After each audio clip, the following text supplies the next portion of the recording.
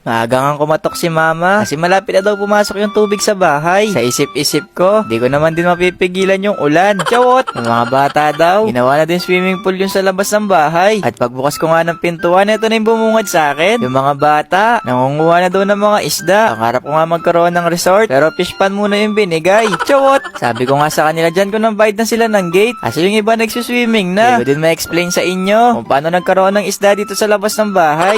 Basta ang naabutan ko lang, pagising ko, eto na sila. Sabi ko nga sa kanila dyan, tanggalin na muna namin yung tubig dito. Kasi onti na lang din. Papasok na to sa bahay. Si Jan, may dala-dala pang higad. Nakuha naman daw niya yan sa kabilang bahay. Ilang araw na nga umuulan dito sa Pampanga. Kaya ang bilis din lumaki ng tubig. Ilang araw din palang ginawa yung daan dito sa amin. Kaya ang bilis din pumasok ng tubig sa loob ng bahay. Buti na nga lang talaga. Maraming bata dito sa amin. Tinutulungan kami para matanggal yung tubig. Baha na nga daw sa kanila. Pero dito kaya pa naman pigilan yung tubig. Tsaka pag pumasok yung tubig sa loob, di rin sila makakapaglaro. Ito nga si ate, nang malapit na kaming matapos, doon na rin siya nagwalis. Di ko alam kung nung winawalis niya dyan. Chawot! Na matapos na nga sila sa trabaho nila, tumakbo na rin sila para maligo sa ulan. At pinabantay pa nga sa akin ng bata yung tsinelas niya. Baka daw kasi mawala. Inutusan nga pala ako ni mama na bumili ng buhangin na nakalagay na din sa sako. Bilisan ko na nga lang daw umuwi. Baka mangyari na naman daw yung sa iklog. Eto nga yung mga bata, enjoy lang nila yung baha. Ganyan din ako nung bata ako. Medyo tumataas na nga yung tubig dito sa amin. Kaya doon na lang din kami sa kabilang daan din dumaan. Lahat yata na nadadaanan namin, medyo baha na. Kaya kami mga nakatira dito sa Pampanga. Bukas may alipungan na kami. Chawot! Shoutout ko na din pala si Justin. Lagi daw siya nanonood ng vlog. Eto na pala yung pinapabili ni mama. Kaya pagdating namin sa hardware, pumunta na din kami dito sa harapan para makabili na rin ng buhangin. Pagtapos nga namin makapagbayad, pinapunta kami sa likod para makuha na yung buhangin na in-order namin. Tatlo lang pala pinabili ni mama kasi ilalagay daw niya yun sa papasok sa tindahan. Sobrang lakas nga ng ulan ngayon kaya panigurado ako tinanggal namin na tubig kanina. Mabilis lang din bumalik. Bago nga kami umuwi, dumiretso muna kami sa malapit na convenience store para bumili ng pan kasi nagpaluto daw si mama ng sopas. Naglakad na nga lang kami ni ate kasi kung ilulusong namin yung dala naming motor, baka masira yung makina ng motor. Tinaas ko na nga yung short ko, baka mabasa. Dahan-dahan nga lang ako sa pagtaas, baka mahulog yung lato-lato. Charot! Eto na pala yung kalagayan dito sa amin. Hampas ng tubig para ring nasa dagat. Buti na nga lang, meron din silang sako dito na pwedeng tapakan papunta sa convenience store. Kahit pala nasa malayo ko, may naririnig ako na sumisigaw na charot. Kaya shoutout ko na lang din yung mga yon. Eto nga kami ni ate, para rin kaming Spider-Man dito. Para lang makabili ng pan. Brown na nga yung tubig dito sa CDCP. Para ang sarap tuloy maligo. Chawot!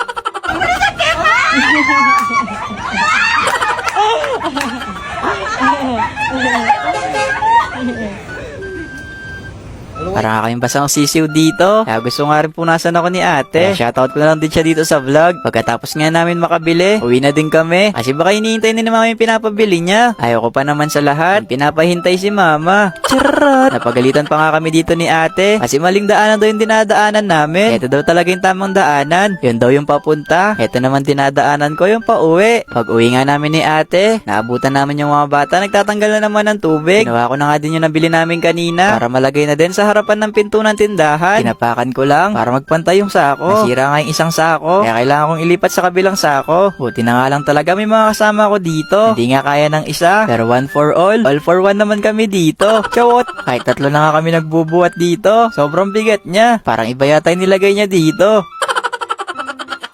Nung una nga, ayaw talaga mapasok yung sako. Pero nilipat na lang din namin yung buhangin sa kabilang sako. Sobrang hirap nga niya ilipat kasi sobrang basa din ng buhangin. Kaya nagkadikit-dikit din sa loob. Bawat nadaan nga dito sa amin, akala nila may diamante kaming kinukuha dito sa loob. Umabot din kasi kami ng ilang minuto bago malagay yung sako dito. Ang ilang oras na nga lumipas, pumasok na din yung tubig dito sa bahay. Eto nga si Ate Vivian nagluluto ng sopas. Eto na din daw yung hapunan namin. Pinaligo na din pala namin mga bata para dito na din sila makakain. Eto na nga sila. Ilang araw na nga din umuulan dito sa amin. At ilang araw na din daw sila nagkikrave na sopas. Kaya ngayon, susulitin ko na din yung pagkain ng sopas. Kasi kinabukasan, at sa susunod na araw, panigurado ako, ang araw-araw namin magiging ulam ay tilapia. Charot! Sabi ko nga sa kanila dyan, susunod ko na lang ibibigay yung oras nila sa computer. Tinara muna kasi namin yung shop. Baka pag pumasok yung tubig doon, yung mga naglalaro magimi-gimi. Chawot! Ayun lang. Yang, totoo ba na may sarili ka ng lupa? Meron na. Hindi yun charot? Hindi charot. Patingin?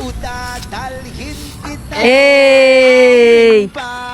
Di tayo mag-aaway, aalis tayo sa tunay.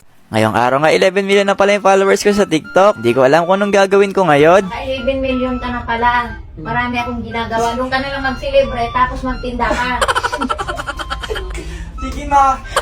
Sa tindahan na lang daw ako mag-celebrate, sabi ni mama. Kasi marami din gawain ngayon. Kaya dito ko na lang isa-celebrate yung 11 million followers ko. Kinuha ko na nga muna itong mga naka-plastic para ma-display na mamaya. Pag pala nandito na ako sa tindahan, medyo busy na ako dahil sa mga bumibili. Lalo na minsan yung mga bata. Pabalik-balik, hindi alam kung ano yung bibilhin. Sinabihan din pala ako ni mama kanina na maglista na daw ako ng mga kulang. Kasi bukas mamamalengke din daw siya. Binibilang ko lang dyan yung mga stock kung pwede pang dagdagan. Pero halos yung iba kasi naubos na. Kaya kailangan ko na ding ilista. Kasi yung ibang bumibili dito, hinahanap yung ibang kulang. Minsan pa naman kung ano yung wala, yun yung hinahanap nila. Katulad nga ngayon, kapag andito ako sa tindahan, wala naghahanap sa akin. Kapag wala naman ako dito, hinahanap ako. Pagkatapos ko nga makapaglista, kakain na muna ako dito. Naiwan pa nga nung bata yung sukli niya, ayaw na yatang balikan. Aymon, sukli mo! Bahala ka dyan, sa akin na lang to. Kakain pa ako. Yung mga bata dito mayayaman. Ayaw nang kunin yung mga sukli. Pero mamaya babalik yon, lalo na kapag napalo na sa bahay. Chawot! Kapag pala kumakain ako dito, agad ko rin nililista. Nakikita din kasi lagi ni mama sa video na lagi ako nagbumukbang sa tindahan. Kaya ngayon nililista ko na. Ito pala yung binili sa akin ni ate ng isang araw sa ukay. Ang ganda nga ng damit, 35 pesos lang to. Simon! Ito yung sukli mo. Sabi ko sa'yo may sukli ka pa eh. Hindi ko nakuha. Sa kabila na lang, no? Sukli mo, oh. Ito po. Thank you. Ganito na pala yung daily routine ko kapag nandito na ako sa bahay. Pero kapag si mama na nagbabantay dito, pumunta ako sa shop. Ang dami nga bumibili ngayon. Kaya hindi pa ako makapag-display. Baka bukas ko na lang din pakikialaman yon. Sabi ni mama, mag-celebrate daw ako dito. Paano ako makakapag-celebrate yan sa sobrang daming bumibili? Marunong kinain mo na naman ang tinda ko. Ay, tara, alis ka na tayo mo. Mabulayan ko yung araw mo. Totoo? Oo, Sana maging totoo. 2 araw. Bibigay ko yung 2 araw mo. Ma, hintayin mo ako, no? Wow. Asahan ko yan, ha? Hintayin mo ako, bibigay ko yung 2 araw mo. Oh, sige, thank you. Tinatinda ko na nga muna si mama. Kasi sabi ko, ibibigay ko yung 2 araw niya. Bago ko nga ibigay yung 2 araw niya, pumunta na muna ako sa shop. Bala ko kasing umalis mamaya. Kaya kailangan ko rin ibigay yung araw niya para masama ko din siya. Ito na yun. Ha? Ito na yun. Yung ano? Ano yung araw mo? Ay! Araw ang ibibigay sa akin, hindi pera. Ayaw ko yun. Talaga. Oh, ma'am. Thank you lang. Tara na, no? Dagdag lang ko sa tinda ko. Sama ka na, no? Nagpabook pala ako sa isang cafe restaurant para doon na din i-celebrate yung 11 million followers ko. Eto nga, magkakasama na kami. Si Papa pala ngayon yung magdadrive. Sinundo din pala namin kanina sina Mami para kasama din namin sila mag-celebrate. Eto nga, nandito na kami. Medyo malapit lang pala yung lugar. Kaya saglit lang din kami nakarating. Eto nga si Mama, parang pinagandaan pa yung suot niya. Cute! Pagdating nga namin dito, tinanong ko kagad yung pinareserve ko kanina. Halos kaka-open lang pala ng VG Bakery Bistro. Kaya mukha rin siyang bago. Etong parang malaking bintana. Dito na kami sa loob kakain. Parang akong security dito. Kasi isa-isa sila pumapasok. Palagi ko palang paggawa ng vlog. Sila yung laging sumusuporta sa akin. Eto nga, isa-isa na sinerve ni ko yung mga in-order namin. Ang sarap nga ng mga pagkain dito. Pagtingin ko, walang mabubusog na ako. Kaya din pala dito ko sila dinala. Kasi mahilig sila sa kape. Kaya eto muna ako ngayon. Kakain na muna ako ng marami. Bukas na lang ulit ako magda-diet. Bawal kasi talaga ako tumaba. Lalaki din yung pisngi ko. Chot! Ang kalagitnaan nga ng pagkain namin. Kunwari nagulat ako dyan. Pero nag-request talaga ako ng 11 million followers na cake. Ang ganda nga ng cake nila dito. At ang sarap pa. Kaya itong cake na to, para sa ating lahat yan. Lalo na sa mga solid na sumusuporta sa inyo. Hati-hati na lang tayo dyan, ha? Chawot!